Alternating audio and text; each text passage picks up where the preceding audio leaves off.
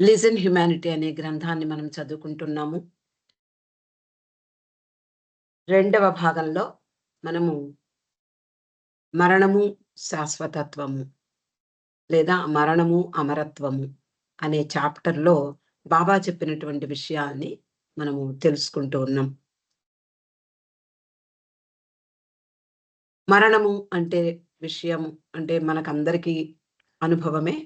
మనకి ఆప్తులైన వాళ్ళు కానీ, లేదా మనకి దగ్గర వాళ్ళు, మన ఆత్మీయులు, మనం ప్రేమించే వాళ్ళు దూరం అవుతూ ఉన్నప్పుడు మనకి కలిగేటటువంటి ఆ బాధ, దాని వలన కలిగేటటువంటి మానసిక అధైర్యం, ఈ విషయాలన్నీ కూడా బాబా చెప్తున్నారు. అయితే మరణము అంటే ఏమిటో తెలుసుకోవాలని ప్రతి మానవుడు కూడా ప్రయత్నిస్తూనే ఉంటాడు. దాని గురించి అవగాహన లేని కారణంగా ఇది జీవితానికి అంతము అనేటటువంటి ఊహలో పడిపోయి అతడు తనను తాను హింసించుకోవడమే కాకుండా ఇతరులను కూడా హింసించేటటువంటి పరిస్థితికి వస్తాడు. అయితే అతడు ఎన్నాళ్ళు ఈ మానసిక స్థితిలో ఉంటాడు? అతి కొద్ది రోజులు మాత్రమే. మొదటి రోజు ఉండేటటువంటి బాధ రెండవ రోజు ఉండదు. అలాగే తర్వాత కాలక్రమేణా ఆ బాధ మనకు దూరమైపోతుంది. ఎందుకు ఇలా జరుగుతుంది అంటే, మనం ఎప్పుడూ దాన్ని ఎందుకు పట్టుకొని ఉండలేము అంటే, మనలో ఉండేటటువంటి అంతర్గతంగా ఉన్న శక్తి మన యొక్క అంతరంగ ప్రవృత్తిని కదిలించి వేస్తుందట. కాబట్టి మరణం పట్ల ఆ వ్యతిరేక భావన అనేది తొలగిపోతుంది. అతనిలో మళ్ళీ కొత్త ప్రశ్నలు, దీని గురించి తెలుసుకోవాలి. ఎందుకు ఇలా మనకి తెలుసున్న వాళ్ళు, లేకపోతే మన ఎదురుగుండా ఉన్నవాళ్ళు, ప్రతి జీవి కూడా ఎందుకు మరణించాలి అనేటటువంటి విషయం పట్ల అతనికి మరింత ఆలోచనలతో మరిన్ని ప్రశ్నలు ఉదయిస్తాయి. ఇంకా అన్వేషణ చేస్తూ ఉంటాడు. అయితే జీవితం అంటే ఏమిటి అనే ప్రశ్న అతనికి మిగులుతుంది. మరి ఈ ప్రశ్నకు అనేకమైన సమాధానాలొస్తాయి. జీవితం అంటే ఇదంటారు, అదంటారు, లేకపోతే సంపాదించుకోవడం అంటారు. జీవితం అంటే ఎత్తుకు ఎదగడం అంటారు. లేదా మన కోరికలు తీర్చుకోవడం అంటే ఇలా ఎన్నో రకాలైనటువంటి సమాధానాలు మనకు కనిపిస్తాయి. ఈ సమాధానాలన్నీ కూడా అతని యొక్క మానసిక స్థితిపై ఆధారపడి ఉంటాయి. అయితే జీవితము చివరకు మరణంతో ముగిస్తుంది అనేదే సహజంగా వచ్చే తొలి సమాధానం. అయితే ప్రతి జీవితానికి అంతం మరణమే అనేటటువంటి సమాధానం వస్తుంది. మరైతే ఈ సమాధానం ఎలాంటిది? దీంట్లో జీవితానికి సంబంధించిన విషయం ఏదీ లేదు. అలాగే మరణం గురించి ఏమన్నా చెప్తుందా ఈ సమాధానంలో? అది కూడా మనకి దొరకదు. జీవితం దాని యొక్క సాఫల్యత అంటే జీవితం ఎందుకుంది? దాని యొక్క అర్థమేమిటి? దానికి పరమార్థం ఉందా లేదా? మరైతే ఏమిటది? ఇవన్నీ తెలుసుకోవడానికి ఈ సమాధానం సరిపోదు. అయితే మనము జీవితాన్ని గురించి ఎన్నో విషయాలు తెలుసుకుంటూ ఉంటాం. చిన్నప్పటిలాగా మనము ఇప్పుడు లేము. ఎన్నో విషయాల అవగాహన, ఎన్నో డక్కాముక్కీలు తిని, అనేక ఎదురు దెబ్బలు తిని, అనేక విషయాలు నేర్చుకుంటాము. దాన్ని బట్టి మనము మసులుకోవడం కూడా మనం సాధన చేస్తాం. కాబట్టి ఈ హ్మ్, మరణము అంటే జీవితం చివరకు అంటే జీవితం అనేది చివరకు మరణంతో ముగిస్తుంది అనేటటువంటి సమాధానం మానసిక వికాసానికి కూడా తోడ్పడదు. కాబట్టి మళ్ళీ మళ్ళీ ఇంకా ఇంకా ప్రయత్నాలు చేస్తూ ఉంటారు మానవులు. ఇంకా తెలుసుకోవాలి అనేటటువంటి ఆలోచనతో మరిన్ని కొత్త కోణాలలో దర్శించే ప్రయత్నం చేస్తూ ఉంటారు. అయితే జీవితము, మరణము ఈ 2 విరుద్ధమైనవని, జీవితానికి మరణం వ్యతిరేకమని భావించడానికి బదులు మానవుడు మరణము జీవితానికి తోడు లేక సహచరి అని భావించడం ప్రారంభిస్తాడట. అనేకమైనటువంటి ఎదురు దెబ్బలు తిని, అనేక దుఃఖాలు అనేక సార్లు ఆహ్, అతనికి అతనికి ఉన్నటువంటి ఆత్మీయులు, ప్రేమాస్పదులు అందరూ మరణించడం చూసిన తర్వాత అతనిలో ఒక అవగాహన కలుగుతుంది. ఏమిటి అంటే జీవితము, మరణము 2 వ్యతిరేకం కాదు. 2 విరుద్ధమైనవి కావు. అంతేకాకుండా మరణము జీవితానికి ఒక తోడు, ఒక సహచరి అని భావించడం జరుగుతుందట. అప్పుడు అతడు జీవితం యొక్క వాస్తవ రూపాన్ని, శాశ్వతత్వాన్ని సహజంగానే అంగీకరించడం ప్రారంభిస్తాడు. అంటే అతనికి సమాధానం కొంచెం కొంచెంగా తెలుస్తోంది. అలా జీవితాన్ని మరణంతో అన్వయించడానికి బదులు అతడు మరణాన్ని జీవితపరంగా వివరించ ప్రయత్నం చేస్తాడు. అంటే జీవితాన్ని మరణంతో అన్వయించకుండా మరణాన్ని జీవిత పరంగా వివరించే ప్రయత్నం జరుగుతుంది అతనిలో. అప్పుడు అలా మెల్లమెల్లగా, క్రమక్రమంగా అతడు అతనిలో స్థిర చిత్తం అంటే స్థిరత్వం ఏర్పడుతుంది. మనసు చంచలం అవ్వకుండా ఏదైనా సంఘటన జరిగినప్పుడు ఆ వార్త విని మ బెంబేలు పడిపోకుండా అతనిలో స్థిరత్వం ఏర్పడుతుంది. ఆ స్థిర చిత్తంతో తిరిగి జీవితాన్ని గంభీరంగా తీసుకోవాలి అనుకుంటాడు. అంటే జీవితం అల్లాటప్పా కాదు.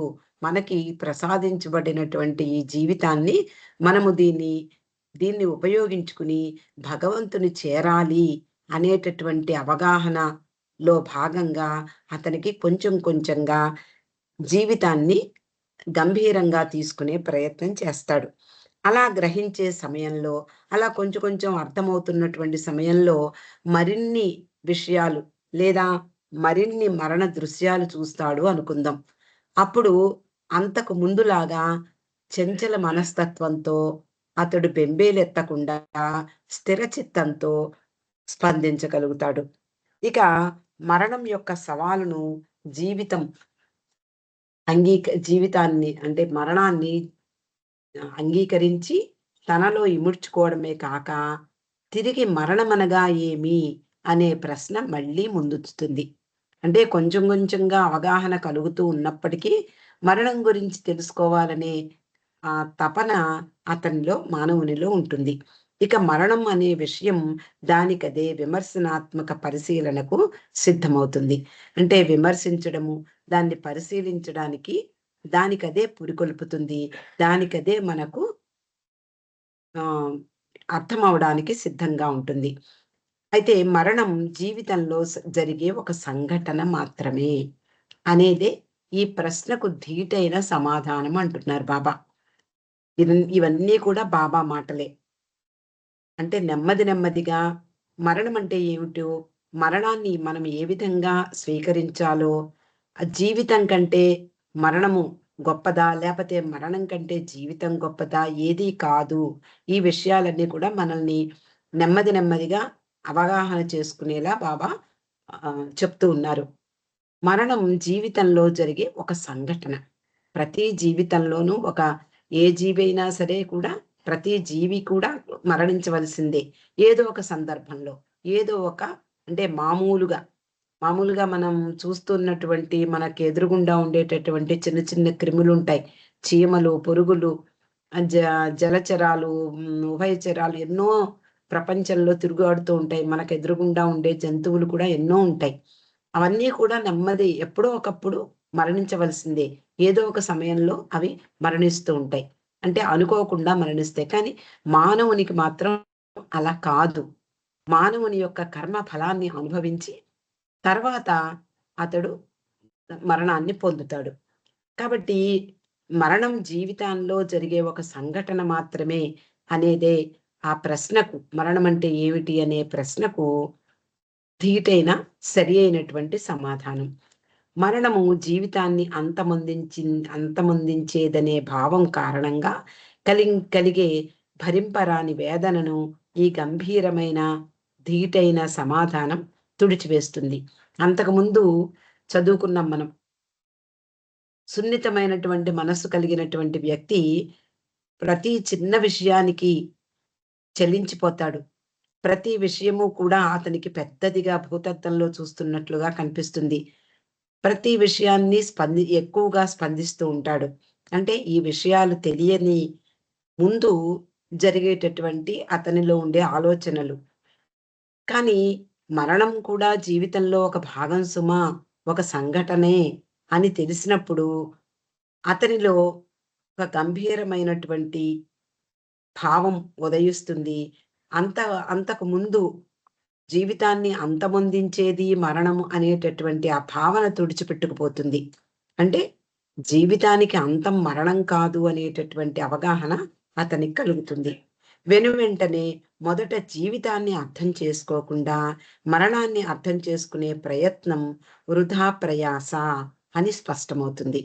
అంటే వెంటనే అసలు ముందర జీవితాన్ని అర్థం చేసుకోవాలి. జీవితమే అర్థం కాలేదు మనకి. మరి మరణం గురించి ఏం అర్థమవుతుంది? కాబట్టి మనకి ముందు జీవితం అంటే ఏమిటో తెలుసుకోవాలి. ఎక్కడి నుంచొచ్చాం? ఎక్కడికి వెడుతున్నాం? ఈ జీవితం దేనికోసం ఈ జీవితం మనకి ప్రసాదించబడింది? దీంట్లో మనం ఏం చెయ్యాలి? ఏ విధంగా మనం ఈ జీవితాన్ని మలుచుకోవాలి? మన గమ్యం చేరడానికి ఈ జీవితం ఏ విధంగా ఉపయోగపడుతుంది? ఈ విధమైనటువంటి ఆలోచనలు అతనికి కలుగుతాయి.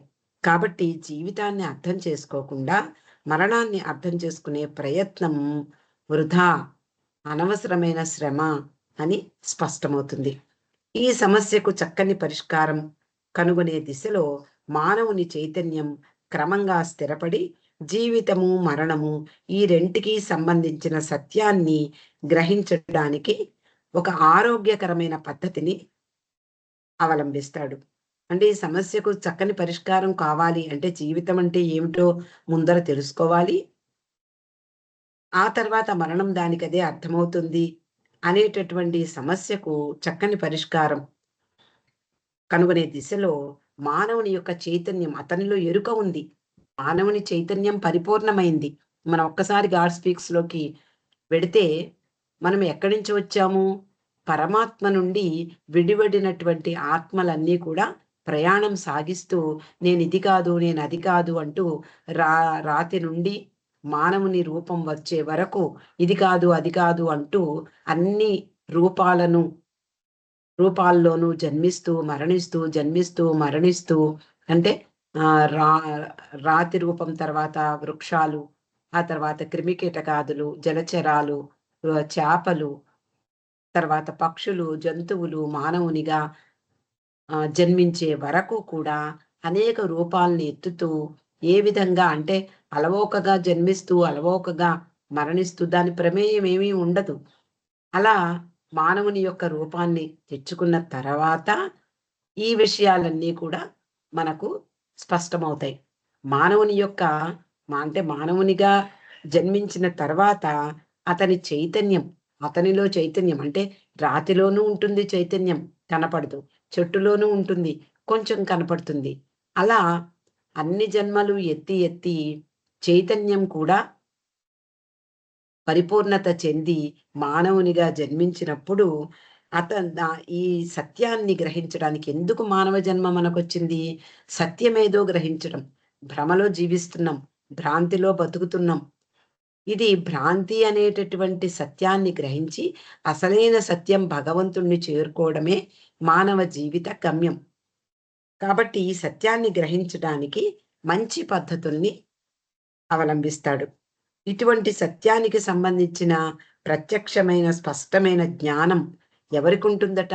దీని గురించినటువంటి మంచి అంటే పరిపూర్ణమైనటువంటి జ్ఞానం ఎవరికుంటుంది? సాధారణ మానవులకు ఉండదు. గురువులకు, యోగులకు ఇలాంటి ఆధ్యాత్మికంగా ముందుకు నడిచేటటువంటి వాళ్లకు, పురోగమించిన ఆత్మలకు మాత్రమే ఈ అవగాహన ఉంటుంది.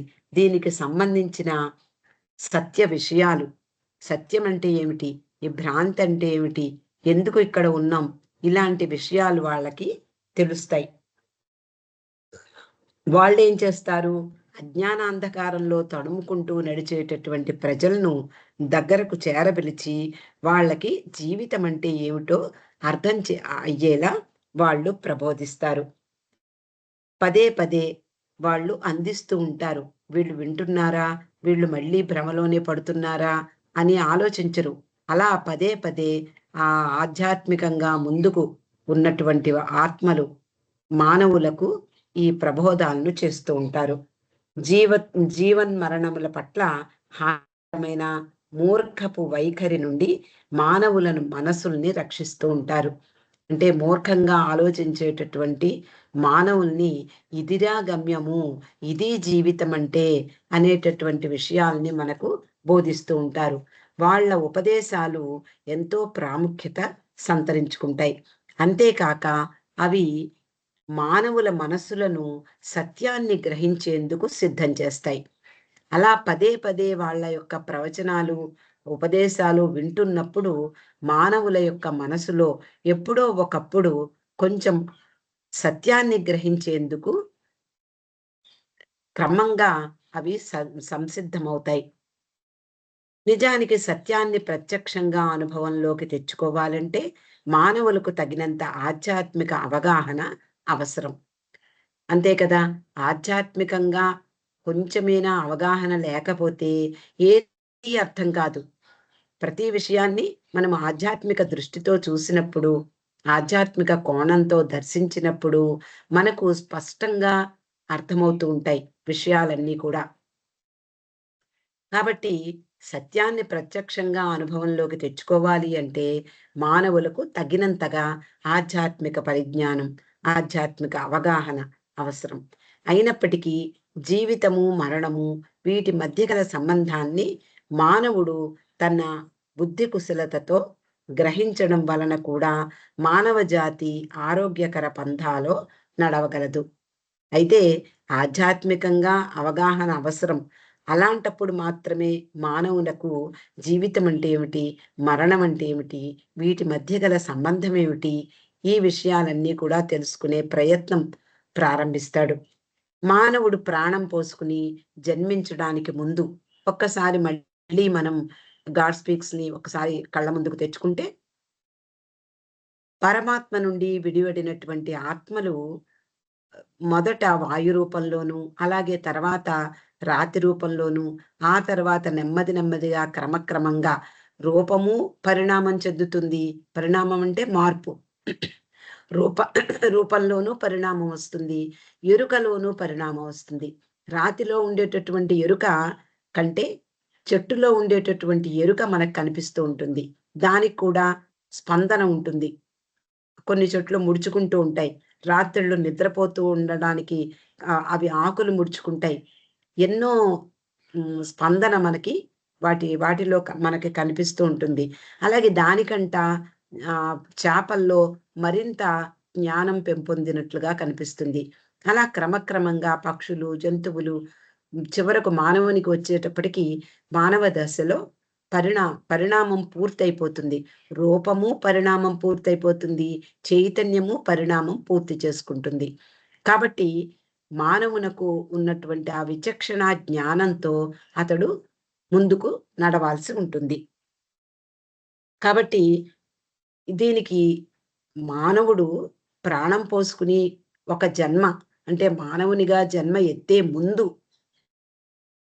ఎలా ఉంటాడు? ఒక ఆత్మ రూపంలో ఉంటాడు. అలాగే దేహాన్ని వదిలి అంటే చనిపోయిన తర్వాత ఆత్మ అతనిలో ఆత్మ దేహం నుండి విడివడి అది కూడా ఆత్మ రూపంలో శాశ్వతమైనటువంటి ఆత్మ రూపంలో ఉంటుంది. అది అవిభాజ్యంగా ఉంటుంది. శాశ్వత అస్తిత్వం కలిగి ఉంటుంది. ఆత్మ యొక్క చైతన్య పరిణామంతో పాటు వ్యక్తిగతమైన వికాసం కూడా ప్రారంభమవుతుంది. ఈ ఆత్మ యొక్క చైతన్యం కూడా పరిణామం చెందుతూ ఈ వ్యక్తిగత వికాసం అంటే ఒక జన్మ నుండి మరొక జన్మకు వెళ్ళినటువంటి మానవునిలో కొంత అవగాహన భగవంతుడు అంటే అంతకుముందు మొరటుగా ఉండేటటువంటి మానవుడు తొలి మానవ జన్మ ఎలా ఉంటుంది? మొరటుగా ఉండేటటువంటి క్రూరంగా కఠినంగా ఉండేటటువంటి మానసిక స్థితిలో ఉంటాడు. ఎందుకు అంటే అప్పుడే జంతువు నుండి పరిణామం చెంది మానవునిగా జన్మించినటువంటి తొలి మానవునిలో జంతువు యొక్క లక్షణాలే ఎక్కువ ఉంటాయట. ఆ తర్వాత క్రమంగా అతడు తొలి మానవ రూపం వదిలిపెట్టి అంటే చనిపోయి, మళ్ళీ మానవ రూపంలో ఇంక మానవ రూపం వెళ్ళి పొందిన తర్వాత ఆత్మ ఇంక వెనక్కి వెళ్ళి కుక్కగానో, పందిగానో జన్మించదుట. ఇదంతా కూడా బాబా చెప్పిన విషయాలే. మనకి గాడ్ స్పీక్స్‌లో ఇంకా స్పష్టంగా వివరిస్తారు. కాబట్టి మానవునిగా జన్మించిన తర్వాత ఇంక వెనక్కి వెళ్ళే అవకాశం ఉండదు. ముందుకే ప్రయాణం.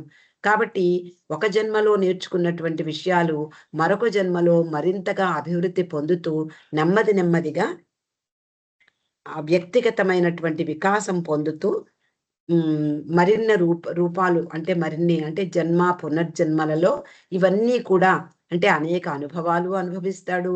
ఆ విషయం కూడా ఆ విషయ పరిజ్ఞానం కూడా పెరుగుతూ ఉంటుంది.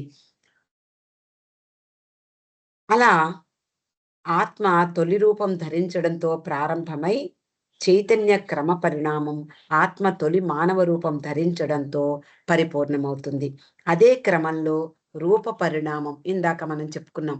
రూపం అంటే రాతి రూపం నుండి మానవ రూపం వచ్చే వరకు ఆత్మ అనేక రూపాలని పరిణామం చెందుతూ మానవ రూపంలోకి వచ్చింది. అలాగే చైతన్య పరిణామం. మానవుని బుద్ధి ఎంత వికసించి ఉంటుందో మనందరికీ తెలుసు.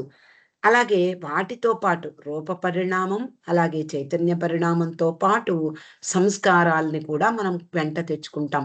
రాతి నుండి రాతి తర్వాత లోహము, వృక్షము ఇలా వరుసగా ఉండేటటువంటి ప్రతి రూపంలోనూ పోగుపడినటువంటి సంస్కారాల్ని మనం వెంట తెచ్చుకుని మానవ రూపంలోకొచ్చేసరికి మనకి సంపూర్ణంగా ఆ సంస్కారాలన్నీ కూడా గట్టిగా బంధాలై మనల్ని బంధిస్తూ ఈ మానవ రూపంలోకొచ్చిన తర్వాత వాటిని విడదీసుకునే ప్రయత్నంలో ఆ సంస్కారాల్ని నెమ్మది నెమ్మదిగా తగ్గించుకునే ప్రయత్నం చేస్తాడు మానవుడు. కాబట్టి మానవ వ్యక్తి ప్రత్యేకమైన అహంభరిత మనస్సుతో పాటు అంటే మానవుడి దగ్గరకొచ్చేటప్పటికి మనసు వికసించి ఉంటుంది. అలా మనసు వికసించి ఉన్నప్పుడు మనసుతో పాటు అహం ఉంటుంది. చైతన్యం ఉంటుంది. ఇలా అంటే ఇగో అనేది ప్రారంభమవుతుంది. జంతువుల్లో అంత ఇగో మనకు కనిపించదు. మానవుల్లో వచ్చేటప్పటికి నేను, నాది, నాకు అనేది స్పష్టంగా మనకి కనిపిస్తుంది. మనసుతో పాటు అది కూడా వికసిస్తుంది. అలా మానవ వ్యక్తి ప్రత్యేకమైన అహంభరిత మనసుతో పాటు ఆత్మ తొలి మానవ రూపం ధరించడంతో అన్నీ పరిపూర్ణంగా సిద్ధింపబడతాయి. అంటే ఎక్కడి నుంచి వచ్చామో మనకి బాబా ఇక్కడ వివరిస్తున్నారు. ఇక్కడ వరకు మనం వచ్చాం. ఎన్ని జన్మలు చస్తూ, బతుకుతూ ఎన్ని జన్మలు గడిచాయో, ఎన్ని యుగాలు మనము ఈ బాధలన్నీ పడుతూ మానవ రూపంలోకొచ్చామో వివరిస్తున్నారు బాబా. కానీ ఆత్మ యొక్క చైతన్యం పూర్తిగా పరిణామం చెందినప్పటికీ పోగు చేసుకున్న సంస్కారాల కారణంగా ఆ ఆత్మ మాయా లేక భ్రాంతిలో చిక్కుకుపోవడం వలన తనను తాను తెలుసుకునే దిశ వైపుగా ప్రయాణం చెయ్యలేడు. ఇక్కడ అతి ప్రధానమైన విషయం బాబా చెప్తున్నారు. మానవునిగా మనం వచ్చేసాం. తొలి మానవ రూపం ధరించాము అనుకుందాం. మనము మానవ రూపం ధరించి కూడా ఎన్నో జన్మలెత్తి ఉంటాం. కానీ జంతువు నుండి తొలి మానవ రూపం వచ్చినటువంటి ఆ మానవునిలో కరుడు కట్టినటువంటి జంతు లక్షణాలన్నీ కూడా పూర్తిగా ఉంటాయి. అలా వచ్చినటువంటి మానవుడు జన్మలెత్తుతున్న కొద్దీ ఆహ్, జన్మలెత్తినప్పుడు అసలు మానవ రూపం ధరించడంతో అతని యొక్క మానసిక అంటే చైతన్యం పరిపూర్ణమవుతుంది. రూపం పరిపూర్ణమవుతుంది. సంస్కారాలు కూడా పటిష్టంగా పట్టుకుని ఉంటాయి. అలా పరిపూర్ణంగా చైతన్యం పరిపూర్ణమైతే ఏమనాలి? నేనే భగవంతుడిని అని చెప్పాలి ప్రతి ఒక్కళ్ళము. కానీ మనం చెప్పగలుగుతున్నామా? మనకా ఎరుక లేదు. ఇంకా ఎందుకు మనం ఇలా ఉన్నాము? ప్రతి మానవుడు మానవ జన్మ ఎత్తిన దగ్గర నుండి ఎందుకంటే చైతన్యం పరిపూర్ణమైపోయింది. ఇంక పరిపూర్ణత పొందే అవకాశం లేదు. పరిపూర్ణంగానే ఉంది మనలో చైతన్యం. కాబట్టి నేను భగవంతుడిని అని ఎందుకు చెప్పలేకపోతున్నాము? నేను ఫలానా అని ఎందుకు చెప్తున్నాను? అంటే ప్రతి ఒక్కరూ అంతే కదా! ఎవ్వరూ నేను భగవంతుడినని చెప్పలేం. ఎందుకు చెప్పలేకపోతున్నాము అంటే, ఈ సంస్కారాల కారణంగా. ఎక్కడి నుంచి వచ్చాయి మనకా సంస్కారాలు? రాతి రూపం నుండి, వాయు రూపం నుండి అంటే పరమాత్మ నుండి విడివడినటువంటి ఆత్మగా మనం ప్రయాణం సాగిస్తున్న యుగాల నాటి నుండి మనతో పాటు ఈ సంస్కారాలు కూడా పోగుపడి వాటిని మోసుకుంటూ ఇన్ని యుగాలుగా ప్రయాణం చేస్తూ వస్తూ ఉన్నాం. కాబట్టి ఈ ఆత్మ మాయా లేక భ్రాంతిలో చిక్కుకుంటుంది. ఎందువల్ల? సంస్కారాల వల్ల. సంస్కారాల కారణంగా ఈ ప్రపంచమే మనకు కనపడుతుంది కానీ, వెనకాతల ఉండిపోతాడు భగవంతుడు. ఎప్పుడైతే ఈ సంస్కారాల్ని మనం తగ్గించుకుంటూ అటువైపుగా ప్రయాణం, అటువైపుగా తిరగడం మొహం తిప్పుకుంటామో, అప్పుడు భగవంతుడి వైపు పూర్తిగా తిరిగినప్పుడు ఆధ్యాత్మిక మార్గంలోకి అడుగుపెట్టడం జరుగుతుంది. కాబట్టి తనను తాను తెలుసుకునే దిశ వైపుగా ప్రయాణం చెయ్యటం లేదు మానవునిగా పుట్టినప్పటి నుండి. కానీ క్రమక్రమంగా అనేక జన్మలు ఎత్తి అంటే మానవునిగా జన్మ, పునర్జన్మల పరంపరలో మానవుడు దీనిని అవగాహన చేసుకుంటాడు. అంటే స్వస్వరూప జ్ఞానం పొందేందుకు భగవంతుని వైపుగా తిరుగుతాడు. అలా బాబా మనకి అసలు మానవునిగా మనము ఎలా వచ్చాము? మానవుని రూపంలో మన యొక్క మానసిక స్థితి, చైతన్యపు స్థితి ఎలా ఉంది? అంటే ఈ ఆత్మ చుట్టూ చైతన్యం ఉన్నటువంటి ఆ చైతన్యం సంస్కారాలతో బంధింపబడి ఉన్న కారణంగా మనము దాన్ని నేను భగవంతులము అని చెప్పే సాహసం మనం చేయటం లేదు. అంటే ఆ ఎరుక లేదు. ఇక్కడికి ఈరోజు పూర్తి చేసుకుందామండి. అవతార్ మెహర్ బాబాకి జై.